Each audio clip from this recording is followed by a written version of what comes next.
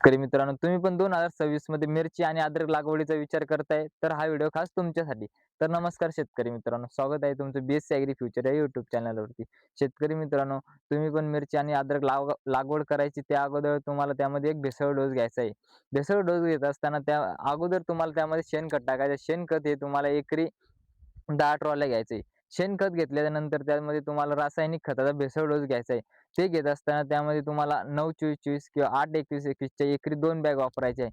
ते वापरल्याच्या नंतर तुम्हाला त्यामध्ये 50 किलोची ही मायक्रोन्यूट्रिएंट किट घ्यायची आहे. मायक्रोन्यूट्रिएंट किट घेत असताना काही शेतकरी काय चुका करता, का ही किट स्वस्त आहे, त्या कंपनीची किट ही महाग आहे.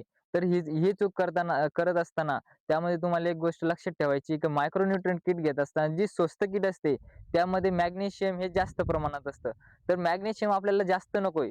मॅग्नेशियम हे आपल्याला 10 ते 15 किलोपर्यंत असलं म्हणजे बस झालं. तर काही किटमध्ये हे 25 किलो, 30 किलो असतं. तर ही ही चूक तुम्हाला टाळायची. मॅग्नेशियम जास्त नको.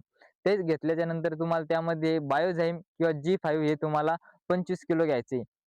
ते घेतल्याच्या नंतर तुम्हाला बायोझाईम किंवा G5 घेतल्याच्या नंतर त्यामध्ये आपण शेणखत टाकलंय. शेणखतमध्ये ही हुमणी अळी असते. हुमणी अळीच्या नियंत्रणासाठी तुम्हाला त्यामध्ये फर्टेरा हे 4 किलो घ्यायचे. फर्टेरा 4 किलो घ्यायचे. त्यानंतर तुम्हाला त्यामध्ये महाधन कंपनीचं हे बेन सल्फ घ्यायचे. ते एकरी तुम्हाला 10 किलो वापरायचे. त्यामुळे आपल्या अद्रकीची किंवा मिरची प्लॉटची जर्मिनेशन चांगल्या प्रकारे होणार आहे.